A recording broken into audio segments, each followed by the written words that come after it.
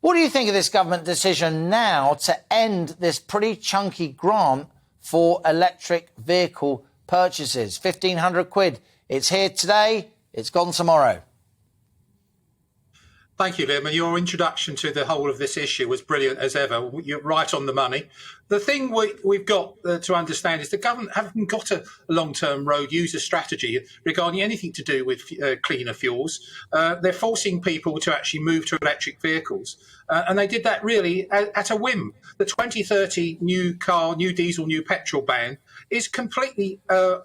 it's not thought out. There's no cost-benefit analysis done to this thing.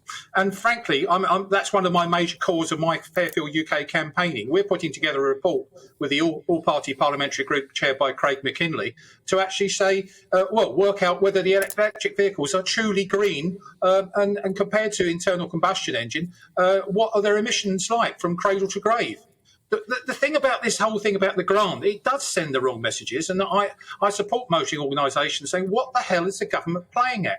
Because they're already too expensive. They should be issuing a carrot to incentivise people to actually move to cleaner fuels.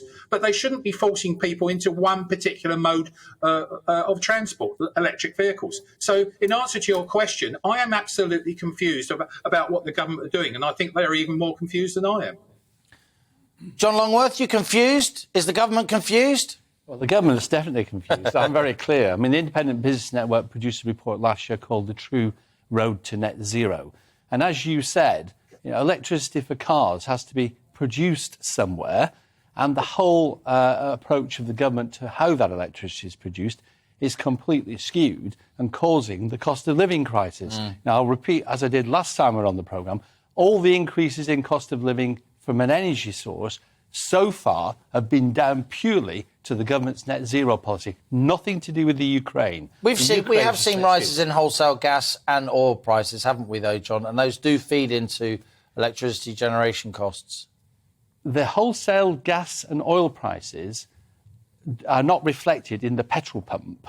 OK. The fact of the matter is that there's at least 15% extra, because if you look back at the previous wholesale price, even with the dollar-pound difference, if you look back to 2008, compared with today, the prices being charged at the pump are excessive. And the government were right to introduce a competition inquiry. But, it's been exacerbated now by the Ukraine. But the removal of the cap and the prices of energy for domestic users that took place in the spring were nothing to do with the Ukraine. Indeed.